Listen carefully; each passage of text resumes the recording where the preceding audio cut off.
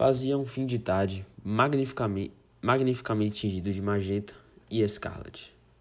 No gabinete, à direita do marido, Seixas, estava Aurélia reclinada em uma cadeira mais baixa de encosto derriado, como do preguiceiro para o corpo e espírito que deseja cismar. Seixas descrevia naquele momento a sua esposa o lindo poema de Byron, Parisino. Depois do poema, ocupou-se Fernando como o poeta. Ele tinha saudade dessas brilhantes fantasias que outrora haviam embalado os sonhos mais queridos de sua juventude. A imaginação, como a borboleta que o frio entorpeceu, e desfralda as asas ao primeiro raio do sol, doudejava por essas flores d'alma. Não falava que talvez não o compreendia, que certamente o escutava. Era para si mesmo que expandia as abundâncias do espírito. O ouvinte não passava de um pretexto para esse monólogo. Às vezes repetia as traduções que havia feito das poesias soltas do bardo inglês. Essas joias literárias, vestidas com esmero, tomavam maior realce na doce língua fluminense e nos lábios de Seixas, que as recitava como um trovador. Not in those climes where I have late been straying, though beauty long hath there been matchless deemed, not in those visions to the heart displaying forms which it sighs but to have only dreamed, hath aught like thee in truth or fancy seemed. Admirando o arrebol, a voz sonora de Seixas penetrou nas cismas de Aurélia e enleou-se nelas, de modo que a moça imaginava escutar não a conversa do marido, mas uma fala de seu sonho. Para ouvir, apoiara-se ao braço da cadeira e insensivelmente a cabeça decaindo reclinou sobre a espádua de Seixas com um movimento de graciosa languidez. Um dos mais lindos poemetos de Byron é o Corsário. Conte. Fernando cedia, nesse instante, a uma suavíssima influência contra a qual desejava reagir, mas faltava-lhe o ânimo. A pressão dessa formosa cabeça produzia nele o efeito do toque mágico de uma fada. Presa do encanto, não se lembrou mais de que era e de onde estava. A palavra fluía-lhe dos lábios trêmula de emoção, mais rica, inspirada e colorida. Não contou o poema do bardo inglês. Bordou outro poema sobre a mesma teia, e quem o ouvisse naquele instante acharia frio e pálido o original, ante o plágio eloquente. É que neste havia uma alma a palpitar, enquanto que no outro apenas restam os cantos mudos do gênio que passou. O senhor deve traduzir este poema. É tão bonito. Já não tenho tempo nem gosto. Sou empregado público e nada mais. Agora não precisa do emprego. Está rico. Nem tanto como pensa. Tens razão. Não traduza, Byron, não. O poeta da dúvida e do ceticismo. Só podem compreender aqueles que sofrem dessa enfermidade cruel. Verdadeiro marasmo do coração.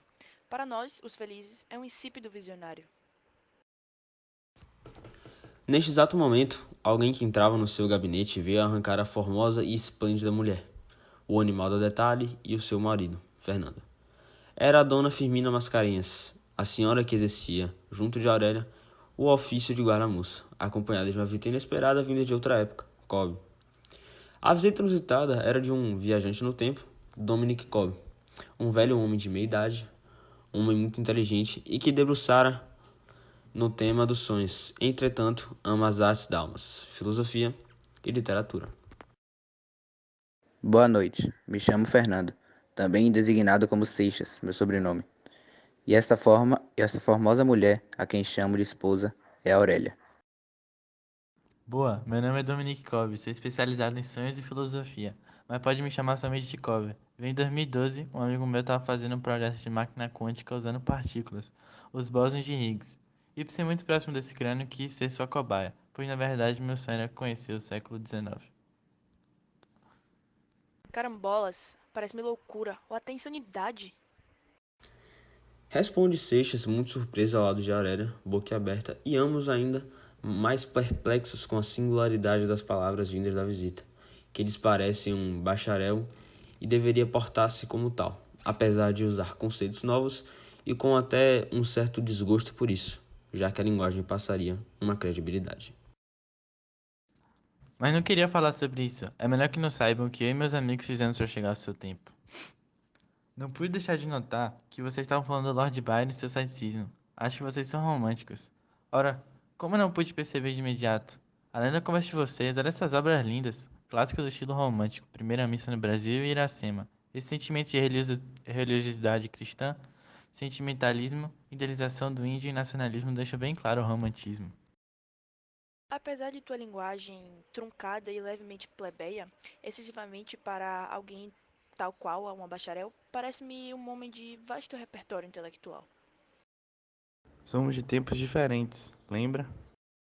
Todavia, o que tens a dizer acerca do célebre Byron e seu ceticismo, Cobb? Gostaria de ouvir suas ideias enquanto um bacharel do futuro. Ah, claro. Quase me esqueço. Bom, creio que devo começar pelo conceito de ceticismo, que me é um tema caro. Para você de alguma forma se tornar um cético, chegar a conclusões que demandam um certo temperamento, né? Talvez um pouco blasé, talvez um pouco com um temperamento que não precise chegar à resposta definitiva sobre as coisas. Mas as formas de ceticismo, se a gente for na história da filosofia, o ceticismo nasce de uma palavra grega, que é skopein, que significa olhar, examinar. Os céticos gregos eram basicamente, na tradição do sexto empírico, como a gente fala. Pessoas que colocavam uma teoria do lado e depois levantavam a teoria contrária para que as duas se destruíssem. Vou dar um exemplo.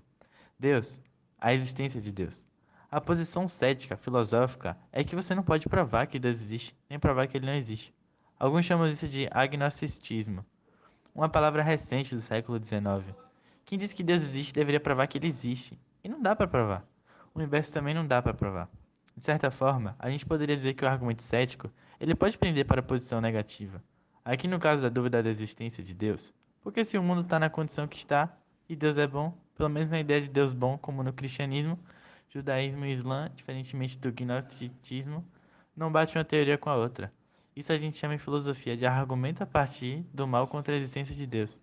Então, normalmente muita gente assimila a ideia de que se você é cético, você vai ser ateu, o que é, a rigor, não é necessariamente verdade. Lembro-me bem de ter lido o Sexto Empírico, mas não consegui identificar tais aferições. O senhor deixaste-me confuso, caro Cobb. Qual a relação do que está propondo-nos com Byron? O ceticismo de Byron está afincado no niilismo, pois acredita no vazio e o seu conceito é fundamentado na subjetividade do viver, descrença, melancolia, idealização, paixão, morte. A principal linha de raciocínio do niilismo é a visão radical e cética com relação às perspectivas de realidade, exterminando convicções, princípios e valores. Ele recebeu a alcunha de Napoleão das Letras, pois tanto Byron quanto Bonaparte seriam caracterizados pela figura do Anticristo, nome de uma obra do próprio Nietzsche. De certo. De certo, inclusive de certo que és um homem, vulgo um bacharel que realmente merece respeito ao prestígio e status de tal título. Perdoe-me. Lhe julguei inconscientemente como algum plebeu cujas faculdades mentais tinham sido abdicadas. Não foi nada, cara donzela, tá tudo tranquilo.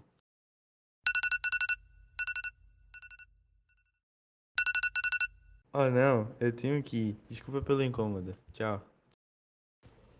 Cobb atravessa o corredor e o portão da residência de Aurélia, tão rápido que os anfitriões não tiveram nem tempo de despedirem-se.